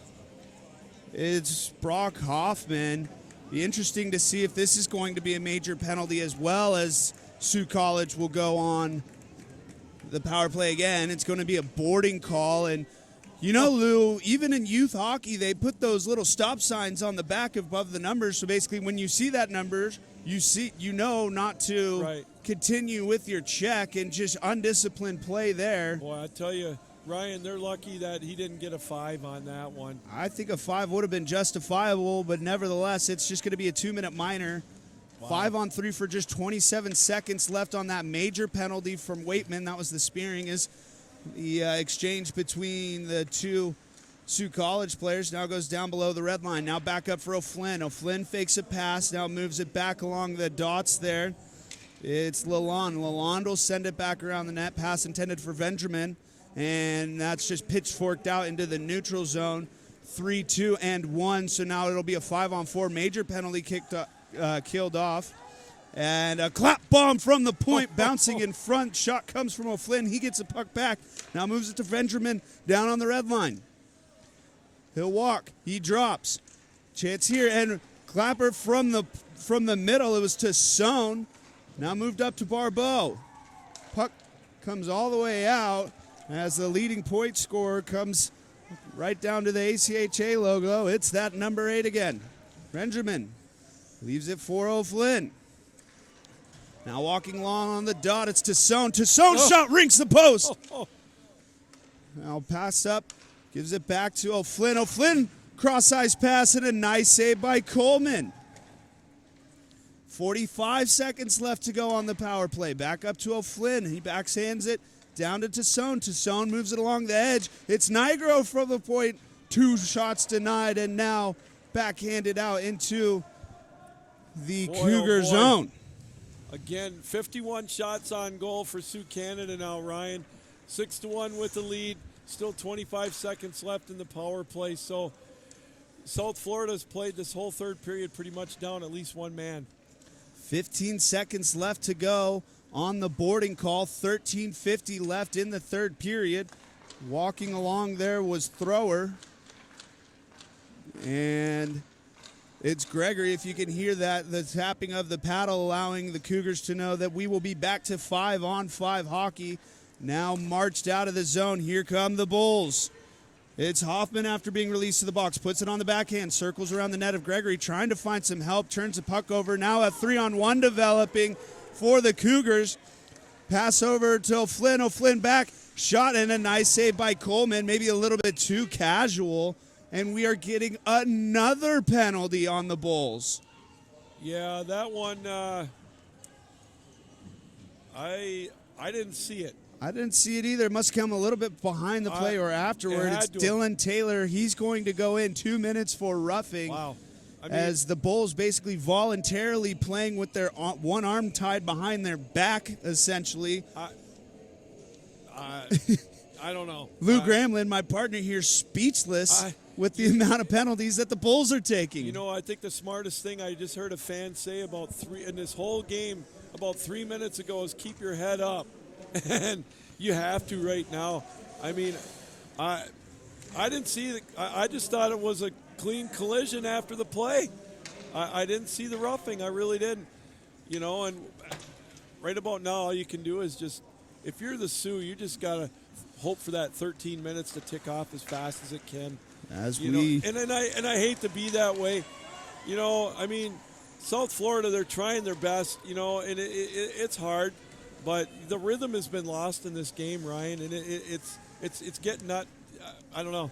I completely agree with you, Lou. I mean, there's practically no rhythm. That we're just looking to get out of this with at least a winner. As a shot snapped in, a great blocking save there. It was Tim Lynch with the good effort, sliding in a kind of a weak shot. Didn't get enough on it. 1 minute left to go in that power play chance for the Cougars, and that one's going to be saucered all the way down where Gregory will play it. You know, we've got 8 minutes are gone in this third period, Ryan, and I'd say 7:15 of it has been spent with someone in the box for South Florida, and, you know, some of that left over from last period. Just a tough way to end the season for South Florida. This is not indicative of their team. You know, it's just one of those games that just got out of hand. And now bringing it in was Morgan, and the shot makes its way to Coleman. But you are exactly right. A tough way to end your season, a frustrating way to end your season if you're South Florida. Yeah. And as we've mentioned, you know, for each team that's not going to be playing in the semifinals, you know, it's a huge accomplishment for your program to make nationals. It's not the best to leave with a sour taste. And you know, a frustrating game. The Bulls coming in here 2-0. I think that a shot redirected from the point. Most people would have come in here thinking, with the way that Sioux College has been buzzing lately, that they would come out victorious in this game. But I don't think anybody predicted that it would have been such a mess here as another shot goes wide of the post. You know, real quick, South Florida, you know, they made it. You know, they made a run through their the Southern Collegiate Hockey Conference. They made quite a run, and it catapulted them ahead of Tampa for that second spot, almost around the last weekend or the weekend before the final rankings came out. So that was huge for them, and it's justified that they got the second ranking. They're going to finish 2-1 here, so they're amongst the top 8 teams, you know, that came here, and you know, they can build for next year. You know, they're going to have some fresh faces, obviously, but you're right, Ryan. They had a great year. As we restart play, almost to the halfway point, a couple bodies laying in that corner. It's a little hard to see on the camera there from our angle, but everybody gets up with no calls. Play is now up and out of bounds. Puck coming off of number 15, Justin Rippo's stick. 10:55 to go here in regulation time, a 6-1 lead. So again, the winner of this game will take on the winner of Kansas and Fairfield. That'll be the second game tomorrow of the double dip in the semifinals. So we're getting down to the Final Four, Ryan. It's going to be fun tomorrow.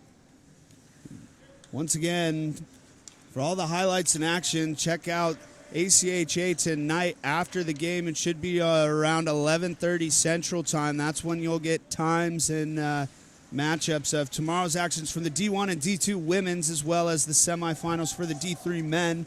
And walking through a little dipsy doodle, how do you do, and a shot, making sure that Drew Gregory, after all this time, is still awake back there in the crease for the Cougars. A nice chance there for the Bulls.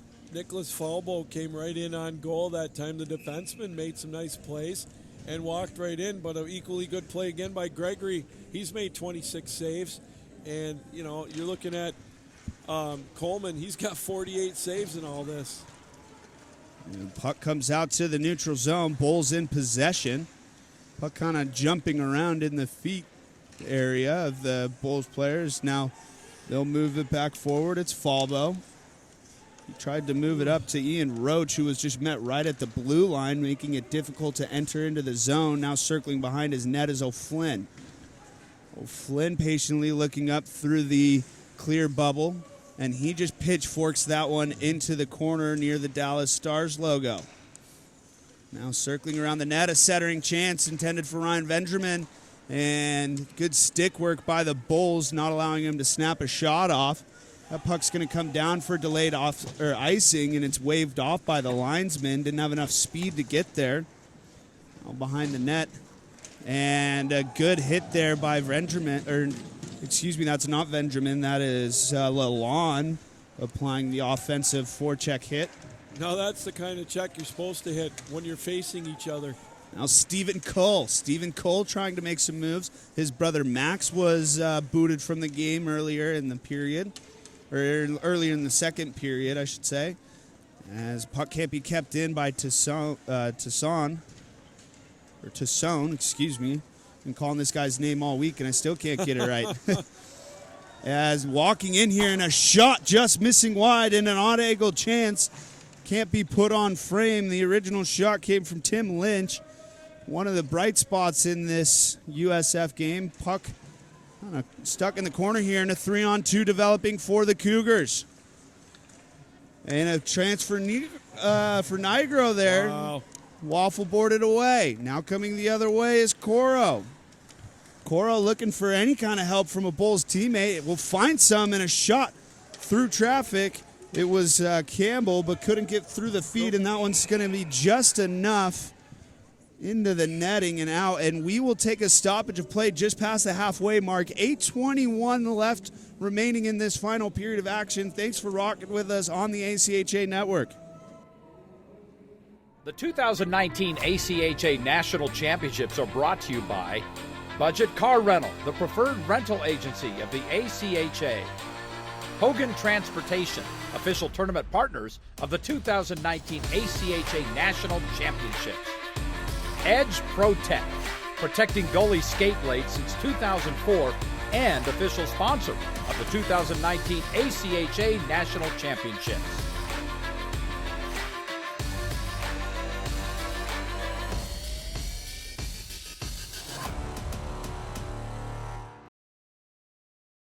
This men's Divisional III Pool D final game of the day. You got some special thank yous to make right now, man.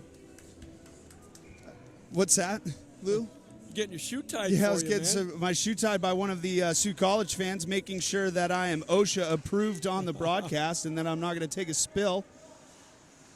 We are just halfway through this third period of play. 8:10 left remaining in the game. As the Bulls now bringing it back up. It's going to be number 23. That was Campbell. Campbell shot from a weird angle. Turned aside by Gregory. Now played through the legs. It was O'Flynn. And slapped down there. The stick work by Thrower. And sent right back in was Scott Nelson's chance right on the goal frame for Gregory. Shots 55-30 in favor of the leading Sioux College Cougars. As we get a stoppage of play, it'll be an icing. Well, Ryan, you know, we're getting towards the end of this one with 7:33 to go in regulation time. You know, one of the things I saw this morning that before the games even started, there was something I saw in the D2 end of pool play. Parents with tears, knowing that it's over.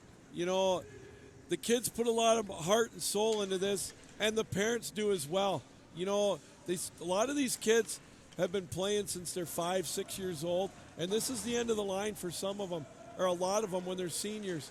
They might play some, beer league hockey or whatever, adult semi-pro hockey maybe, but this is the finality of it hits in right away, and that's tough. I don't care who you are, anything you do, the finality of it is for the parents and the kids. Yeah, it happened to me. I was able to play with a great group of guys from the University of Utah. Now walking in there were the Cougars. But yeah, that when it comes to the end of the road, you bond with these guys over 4 years. You share, long times on the bus and on the road and in hotels, and you bleed for each other and you work hard together to an accumulative goal. And when you fall short of that, it's always tough. But it is a great bond that these guys will make for the rest of their lives. Oh, absolutely. And you get to know, with us, you get to know some of the kids. You don't get to know a lot of them, but you get to meet some of the parents. You walk around, you interact with them. Like the group from Oakland that have been coming here for 4 straight years. Some of them you get to know, you kibitz with them, and like with me, some of the kids in D2 from Aquinas even. But like now we've made some new friends here from the Sioux. Florida Gulf Coast always brings a great group of fans. Grand Valley, Farmingdale, you name it. It's tough to see them lose, and it's tough to see some runs like that go to an end. So, it just is all part of a great experience here, in these national championships. Yeah, the ACHA providing opportunity to all these different student athletes, and wouldn't be possible without them, as 2 players need to be separated. It's going to be Kaylin O'Flynn. I think both of them will probably go. Yeah, we'll see what the call is. You see some cooler heads prevail. Even some of the players are starting, to say, enough is enough, boys. We don't need any more of this. That last period was not one for the record books. So, it's just calm down, and nobody wants to see that. And Nick Walters will sit for the Bulls. He was harassing Kaylin O'Flynn. So Sioux College once again on the power play. 2 minutes left, 5:58. We thank you for joining us here today, wherever you might be from, whether you're in Ontario or the greater part of Canada. If you're from the Dallas, Texas area, if you're from South Florida, from Fort Myers, if you are really anywhere. We know we have some fans out in the Pacific Northwest tuning in tonight as well. So thank you for joining us. Ryan Jones, Lou Gramlin on the call. We're hoping just to kind of survive through this one without seeing any more craziness, as the Bulls now re-entering the zone. Nice job keeping it in was Brock Hoffman. And now coming over the other way with numbers are the Cougars, 3-on-2. Carrying it across was Lalonde. Lalonde feeding Benjamin with a high sauce over to O'Flynn, and then back towards him. Parallel shot with the goal line. Now Kaylin O'Flynn. He walks in calmly, head up, moves it from 7 to 8 as Benjamin. Now puck played behind the net. Picked back up by O'Flynn. He moves in, shot back door. Some dipsy doodling here. Can't find a shot as Sassone. Still with the puck, dusting it off. Gets tripped up behind the net. Refs will let that one through. 44 seconds left to be played in the power play as Gregory now rims it around. I love the footwork that time of Samuel Coleman. He went toe-to-toe, with the dance moves there. It was a great play. Yeah, good patience by both players, but Coleman definitely staying strong, not giving him anything to shoot at, as Nigro now moves it off of backhand to his left, and now cross ice. It's going to be thrower. Shot just goes high there. It was Barbeau with the chance. Now played along nicely from Trowbridge. And puck backhanded into his own bench. Just 6 seconds left on the minor penalty. 4:03 left. One shot away from eclipsing 60 shots are the Cougars. Well, again, if they win tonight, they hang on. In the next 4 minutes, they'll take on the winner of Kansas and Fairfield. And I think they're probably heading into the third period. Now, the last score we saw was 2-0 in favor of Kansas, as they look to punch their ticket. Kansas, undefeated in the regular season except for an overtime loss. I believe it was the first game of the year. So they're they're a team to be reckoned with as well. Yeah, Fairfield trying their best to try to make it in. I do believe that Kansas will hold on. That's just my prediction, but you'll have to find out once this game concludes. Find it, just maybe a quick search in the search bar there on YouTube, ACHA Nationals. Hit subscribe to our page, and you will find all of the action for men's D3 semifinals tomorrow. Women's D1 and D2 will be going on and concluding on Sunday here from Frisco, Texas, as a high sticking call gets a stop. Yeah, it was deflected with a high stick, and rather than let the puck lay there for 20 seconds, the South Florida player just touched it so we could get a face-off to maybe get a little more flow in this game with just over 3 minutes left.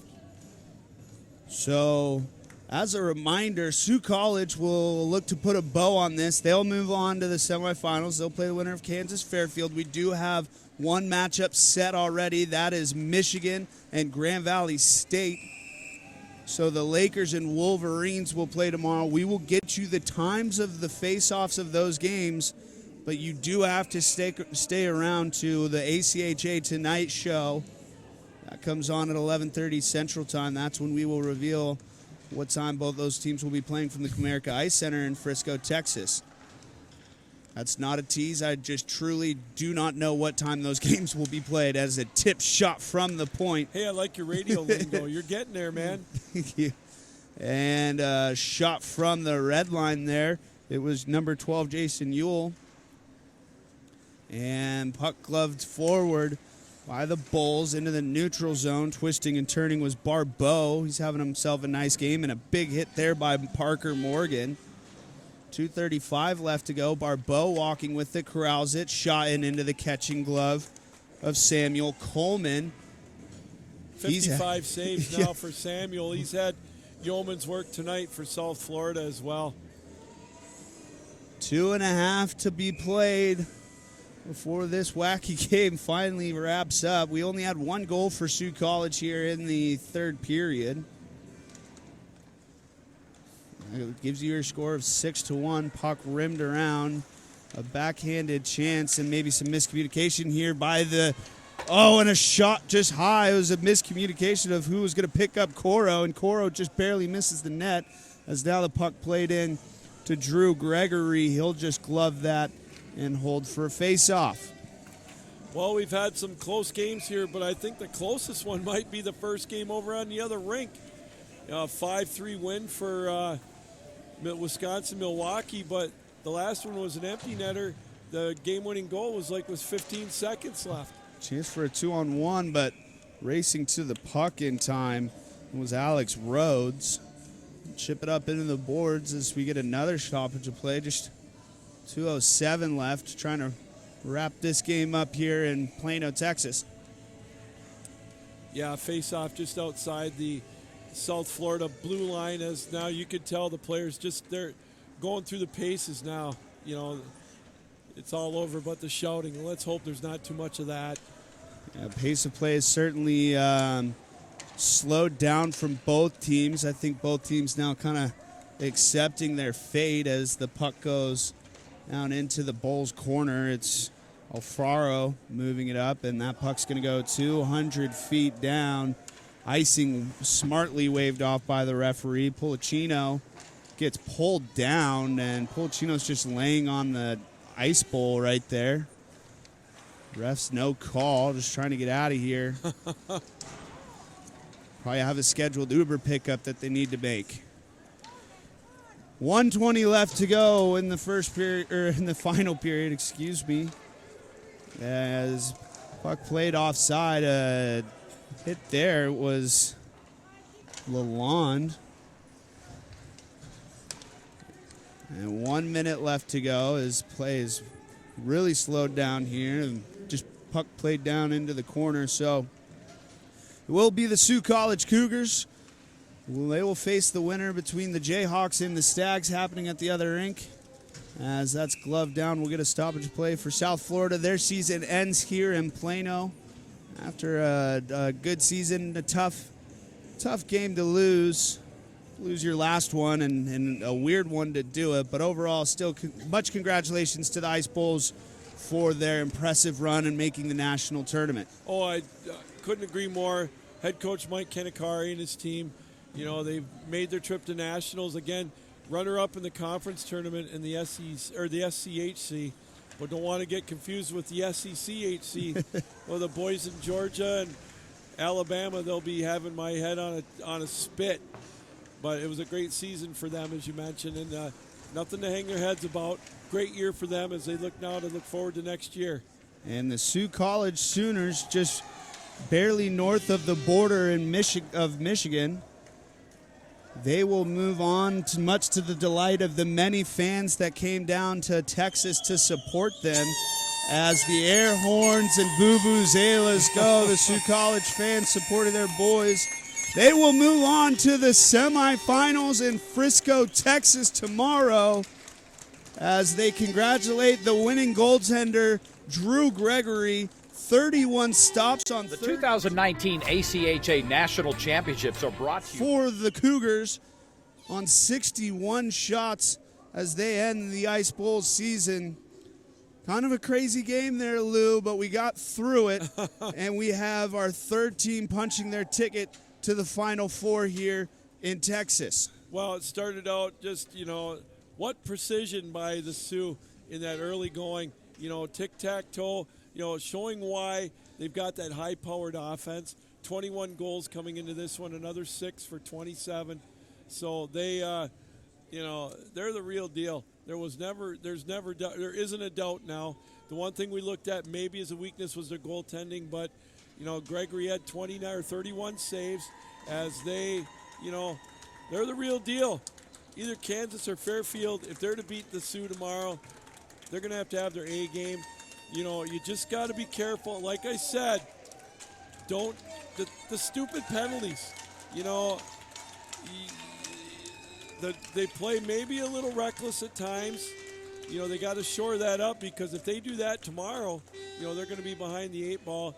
And you don't want to see anything tainted in my book. This was a good win for them. A well-deserved victory. And they get to move on. Yeah, I've had the pleasure of being able to call all 3 Sioux College games here so far in Texas. They've very much impressed myself. You as also our fellow colleague Justin DeVellis, who was on 2 of those calls as well. I'm going to throw this one on you, Lou, while we still maybe have some viewers listening in. What do you expect of the Grand Valley State Michigan game, the one game that we do know is going on tomorrow? Who do you expect to come out on top of that and give me at least one key to the game? Wow, just throwing it right on you. Little all right. Quasi post-game show here from Plano. What's funny is I've got some friends that, in the area that have played both teams, and not in this area, but up north, and I've watched them, and I agree with every one of them. It's going to come down to who's got the better goaltending tomorrow. Both teams can put the puck in the net. Michigan, you saw it tonight. You saw the team speed. That game they played against Fordham was probably one of the best games they played in a while. I talked with Jason Bartek after the game. He said, Lou, wasn't our best game. He said, but we played well. So, he's happy. I talked with Charlie Link after the game, and he's very happy. He wasn't happy with the play of his team, but you know what? It's like I told him, and he agreed. How can you not have somewhat of a letdown in the beginning after that game that you and I called last night against Farmingdale, that overtime thriller? But the goaltending, I think it's going to come down to goaltending. I really do, because they both can put the puck in the net. Who takes advantage of the turnovers? And that should be a dandy game. All right, so just to recap, shots 61-32 in favor of the Sioux College Cougars. They best the USF Ice Bulls 6-1, your final score here from Plano, Texas. We will be at the Comerica Center in Frisco tomorrow. Once again, I'm going to plug it one more time, the ACHA Tonight Show. That's where you will find out the info about tomorrow's game. If you want to head over to the Kansas Fairfield game for the third period, please do that. Catch all the action here on the ACHA Network. Thank you so much for joining us here tonight If you are joining in from Canada, from America, from around the world, wherever, we appreciate you. For my colleague Lou, I am Ryan Jones. Thank you so much for rocking with us on the ACHA Network. Good night.